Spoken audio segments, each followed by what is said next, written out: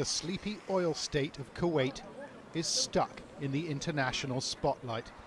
A relatively closed society now centre stage as the birthplace of Jihadi John.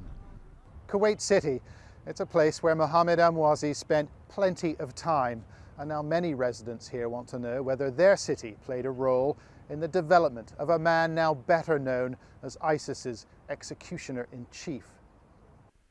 Before moving to London as a child, Emwazi spent 6 years in a Kuwaiti district called Al-Jara.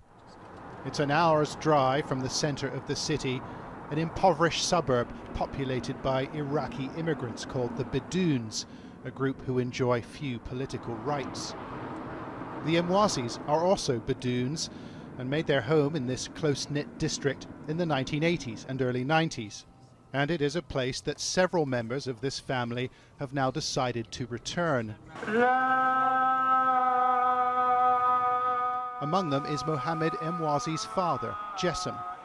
He didn't want to speak to the media today, but we understand that he has been talking to government officials. A source has told us that the security services have spent many hours talking to Jessam Emwazi over the last few days. They wanted to know when he last saw his son, and they wanted to know when he last spoke to him as well. And our source tells us that Mohammed Emwazi, Jihadi John, called his mother from Syria about a year ago.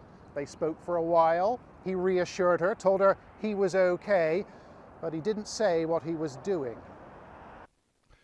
Mohammed Emwazi returned to the country of his birth in 2009 after graduating from university in the UK, and he worked at a number of computer firms before landing a job with a company in the upmarket area of Al Samiya. Despite his gruesome reputation, Emwazi was then considered a promising employee. This photo part of his work ID. Well, I've just spoken to the manager, but he does not want to do an interview, nor does he want to be named. But he told me that he took Mohammed Emwazi on as a trainee software salesman, and he says generally he was impressed.